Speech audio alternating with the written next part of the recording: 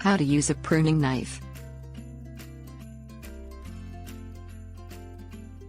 Now that high-tech shears and clippers are available, gardeners don't use pruning knives as much as they once did. But these hook-shaped implements which resemble carpet knives are useful when delicacy is required. With a sharp pruning knife, you can easily cut thin stems up to ½ inch in diameter and clean up the bark on thicker stems that you've lopped with shears.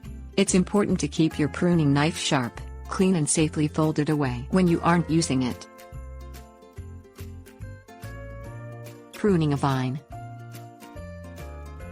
You might reach for a pruning knife when detailing a hanging vine, for example, English ivy heterohelix, which is hardy in U.S. Department of Agriculture plant hardiness zones 4 through 9.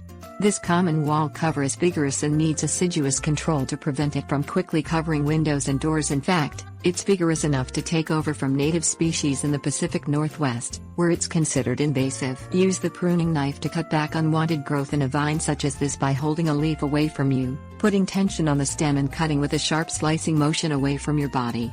Keep the plant healthy by cutting stems at least ½ inch away from the branch from which they're growing. Cleaning up saw or lopper cuts. When you lop or saw larger woody branches, small pieces of bark are often left hanging, and a pruning knife is a good tool for cleaning these up. Holding the knife with the blade almost parallel to the stem, and slice the ragged pieces off the stem with a quick motion away from your body. Allow your hand to lead the knife and let the hook part of the blade do the work. Don't use a cutting motion, a single swipe of the hand is best. Caring for your knife.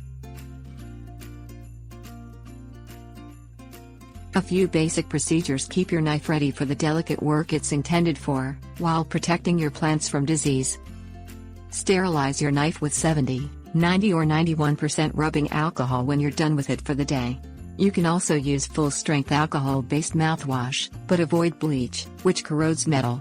If you're doing a lot of trimming or cutting several plants, sterilize the blade between cuts as well. Rub mineral oil on the blade, and fold the blade into its holder when you put the knife away. If your knife isn't foldable, store it in the case in which it came. Sharpen the blade periodically on a whetstone.